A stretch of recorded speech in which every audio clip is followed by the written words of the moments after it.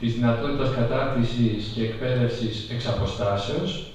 Και τώρα σιγά σιγά θα παρουσιάσω τα πρώτα αποτελέσματα, τα οποία είναι πολύ προκατακτικά και σίγουρα θα χρειαστεί ένα μεγαλύτερο δείγμα και διαφορετικοί stakeholders, δηλαδή διαφορετικοί εταίροι στην εφοδιαστική αλυσίδα, για να μπορέσουμε να επιβεβαιώσουμε με στόχο τη διάγνωση των εκπαιδευτικών αναγκών, όπου εκεί επάνω θα χτιστεί το πρόγραμμα κατάρτισης.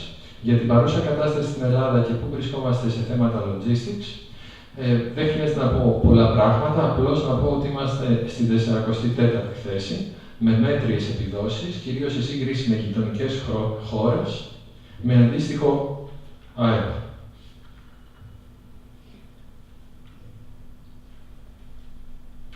Ακόμα, βλέπουμε ότι υπάρχουν κάποια χαρακτηριστικά τα οποία έχουν εντοπιστεί για αυτά τα προβλήματα. Ελλειπείς υποδομές, ήδη ο κ. Γρηγοράτος και οι άλλοι ομιλητές έχουν κάνει κάποιες νήξεις για το συγκεκριμένο θέμα, χρονοβόρες διαδικασίες δημοσίων φορέων και η ανταγωνιστικότητα και η ποιότητα των παρεχόμενων υπηρεσιών δεν είναι στο επίπεδο που θα έπρεπε να είναι σε σύγκριση με τις άλλες χώρες, τις γειτονικές χώρες. Οπότε έρχονται τα συγκεκριμένα ερωτήματα. Πρώτον, τι γίνεται με την κουλτούρα των επιχειρήσεων? Ποια είναι αυτή η κουλτούρα, η νοοτροπία που έχουν επιχειρήσει, αξίες στην εφοδιαστική αλυσίδα, για την ανταγωνιστικότητα, την προσφορά αξίας και για τις δυνατότητες συνέργειες, όπως ανέφερε και ο κ. Μαλιβρέτος, και βέβαια για τις ικανότητες δεξιότητες του ανθρώπινου δυναμικού, ώστε να μπορέσει να αποτελέσει ένα ανταγωνιστικό πλεονέκτημα. Για την κουλτούρα των επιχειρήσεων logistics, με μια έρευνα που είχαμε κάνει το 2015 και είχαμε παρουσιάσει, εντοπίζουμε ένα μεγάλο πρόβλημα σε θέματα που έχει να κάνει με καινοτομία. Τι σημαίνει καινοτομία?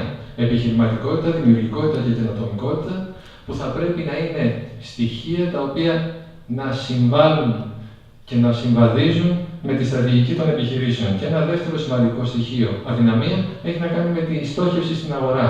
Κατά πόσο δηλαδή επιτυχάνονται οι στόχοι, υπάρχει παραγωγικότητα, αποδοτικότητα και για τον προγραμματισμό.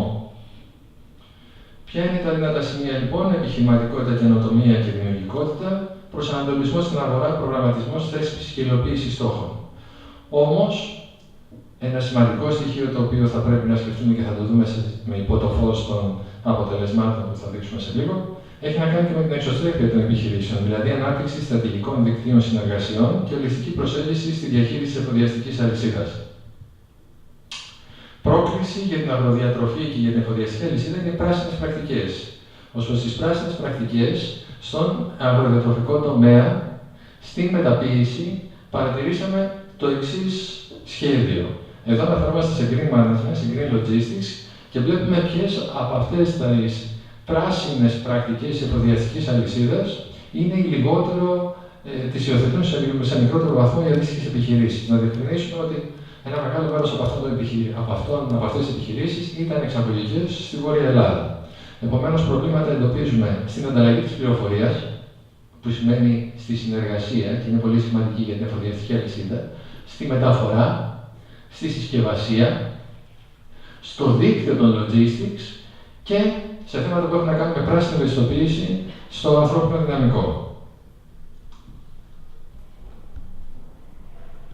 Επομένως, πράσινη επίδοση και ευαισθητοποίηση είναι ένα αδύνατο σημείο. Συνέργειες, συνεργασίες για δίκτυα logistics, που σημαίνει ταιριάζει με τα ευρήματα της προηγούμενης έρευνας, και ανταλλαγή, διαχείριση και αξιοποίηση των πληροφοριών.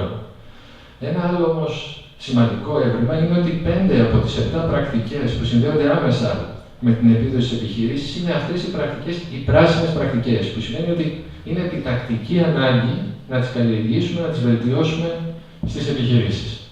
Και ερχόμαστε πια για τις δεξιότητες και τις ικανότητες των εργαζομένων στα logistics.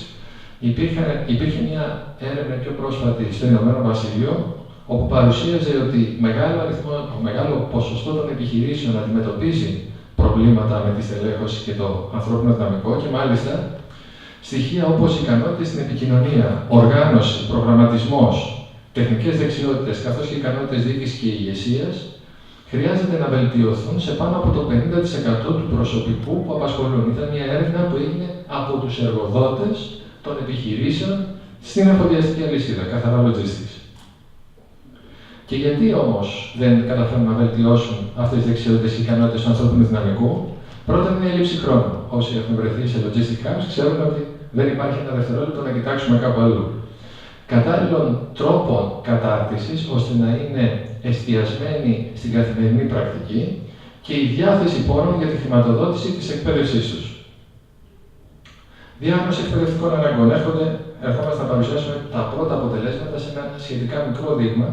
Είναι λίγο πάνω από 40 αγρότες, οι οποίοι συμμετείχαν σε σεμινάρια που φιλοξενούσε το ΕΡΓΟ Δήμητρα, του Υπουργείου Αγροτικής Ανάπτυξης. Πάνω από 70% των συμμετεχόντων ήταν παραγωγής υδαριού, περίπου το 60% ήταν άνδρες, με ηλικία από 29 έως 72 ετών, με ένα μέσο όρο περίπου τα 50 χρόνια. Ένα ενδιαφέρον έβριμα είναι ότι μόλις ένας στους 5 διατηρεί παρουσία σε μέσα κοινωνικής δικτύωσης ή στο ίντερνετ. Η καλλιεργούμενη έκταση, η ιδιόκτητη, ήταν περίπου στα μέσος όρος 114 στρέμματα το 2015 και η ενοικίαση γύρω στα 106 στρέμματα αν συμμετέχονται στην έρευνα. Η ποσότητα παραγωγής κατά μέσο όρο ήταν 160 τόνοι το 2014 και 155 το 2015. Ποιες ικανότητες, δεξιότητες ήταν αυτές που μετρήσαμε το συγκεκριμένο ερωτηματολόγιο? Το οποίο ερωτηματολόγιο μπορεί να το βρείτε και στην είσοδο, στην υποδοχή, όπου έχουμε κάποια δείγματα ερωτηματολογία και θα μπορούσα να συμμετέχετε στην έρευνα κι εσείς και προσπαθήσαμε να την κάνουμε δίπλευρη την έρευνα. Να μην ρωτήσουμε μόνο αγρότες, αλλά να ρωτήσουμε και αυτούς που αποφασίζουν για τους αγρότες. Δηλαδή, να αποφασίσουμε για φορείς, για υποστηρικτικές εταιρείες, συμβούλους, ακόμα και για την εκπαιδευτική κοινότητα, ποιες πιστεύει ότι είναι οι εκπαιδευτικές ανάγκες των ίδιων των αγροτών. Οπότε να δούμε και εκεί αν υπάρχει σύγκληση ή απόκληση. Επομένως, στις ικανότητες, δεξιότητες, οργάνωσης και διοίκησης περιλαμβάνεται η οικονομική διαχείριση, η εξυπηρέτηση πελατών, το marketing πωλήσεις, η οργάνωση της επιχείρησης, η καθημερινή λειτουργία, οι κανονισμοί και η νομοθεσία που διέπουν τις αντίστοιχες επιχειρήσεις. Η δεύτερη ομάδα δεξιοτήτων και διοίκηση ανθρωπίνων πόρων. Η δεύτερη ομάδα έχει να κάνει με τη στρατηγική και την επιχειρηματικότητα. Ικανότητες και δεξιότητες που συνδέονται με τη στρατηγική και την επιχειρηματικότητα. Πρώτο είναι η δικτύωση, δηλαδή συνεργασίες με τρίτους. Η διερεύνηση της αγοράς, αναζήτηση ευκαιριών στην αγορά, αντιμετώπιση κινδύνων, ανάληψη ευθύνης στη λήψη αποφάσεων, δυνατότητα, ικανότητα για διαπραγματεύσεις, επικοινωνία με πειθό και ικανότητες διαπραγματεύσεις και επιχειρηματικό πνεύμα. Και τελευταίο, ο προγραμματισμός, η δυνατότητα δηλαδή η επίτευξη στόχων, θέσπιση στόχων και παρακολούθησής τους. Συγγνώμη. Και η τελευταία ομάδα ικανοτήτων έχει να κάνει με την προσωπική ορίμανση, έχει να κάνει με ικανότητες, δεξιότητες που συνδέονται με συναισθηματική νοημοσύνη και με τον τρόπο αντιμετώπισης προβλημάτων, όπως είναι η διαχείριση άγχους, η διαχείριση προσωπικών συναισθημάτων και η δημιουργικότητα και η ικανότητα κριτικής σκέψης. Με βάση αυτές τις τρεις ομάδες των αντίστοιχων δεξιοτήτων ικανοτήτων δημιουργείται αυτός ο χάρτης. Αυτός ο χάρτης περιλαμβάνει δύο περιοχές. Ο εξωτερικός κύκλος είναι η σημαντικότητα, είναι η στόχευση που γίνεται για τις αντίστοιχες δεξιότητες. Όπως το βλέπουν οι ίδιοι αγρότες.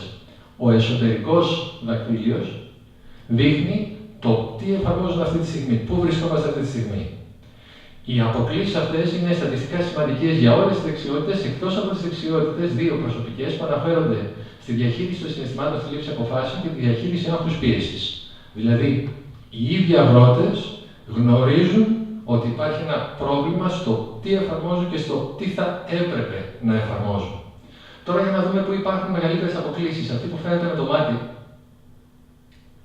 είναι το marketing πωλήσεις. Είναι κάτι που διαισθητικά το καταλαβαίναμε, εμφανίζεται σε άλλες έρευνες και πια εδώ εντοπίζεται η μεγάλη αδυναμία. Και δεν είναι η μόνη. Μετά είναι η διερεύνηση της αγοράς, δηλαδή την ικανότητα να αναγνωρίσει τις ευκαιρίες και τις απειλές στο περιβάλλον και να σχεδιάζει τη στρατηγική πάνω σε αυτές. Προγραμματισμός θέσπισης στόχων, βραχυπρόθεσμο και μακροπρόθεσμο και δικτύωση. Πάω στο 5 πρώτα και μετά πάω στο 4, στη δημιουργικότητα, γιατί η δημιουργικότητα έχει να κάνει με μια στοιχεία, με μια ικανότητα, μια μετα-ικανότητα που μπορεί να βοηθήσει να αντιμετωπίσεις αδυναμίες σε άλλες ικανότητες. Επομένως, αυτές είναι οι μεγαλύτερες αποκλίσεις. τι θεωρούν πιο σημαντικές από αυτές τις ικανότητες. Πρώτον, η διοίκηση ανθρωπίνων πόρων, που μερικές φορές γίνεται περισσότερο εποπτεία. Ο προγραμματισμός, η διερεύνηση της αγοράς και η ανάληψη ευθύνης στη λήψη απόφασης. Όλα αυτά τα στοιχεία, όπως καταλαβαίνετε, είναι περισσότερο σε θέματα που έχουν να κάνουν στρατηγική και μετά σε θέματα που έχουν να κάνουν οργάνωσης. Και το τι εφαρμόζουμε περισσότερο, τι μας καταναλώνει περισσότερους πόρους, είναι η διοίκηση ανθρωπίνων πόρων, μετά έρχεται η διαχείριση του άγχους, η ανάληψη ευθύνης στη λήψη απόφασης και τέταρτο, οι κανονισμοί και η νομοθεσία.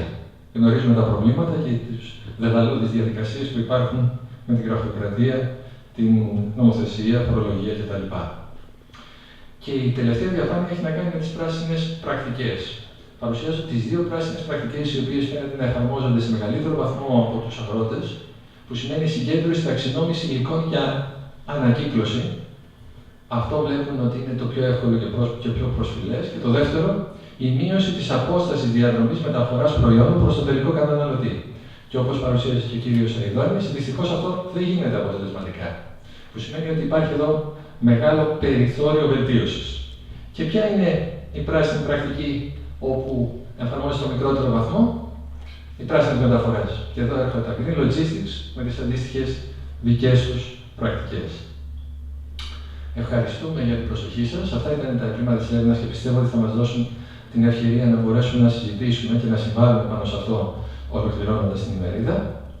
Και θα συνεχίσουμε τώρα την παρουσίαση με τους επόμενους ομιλητές. Ευχαριστώ.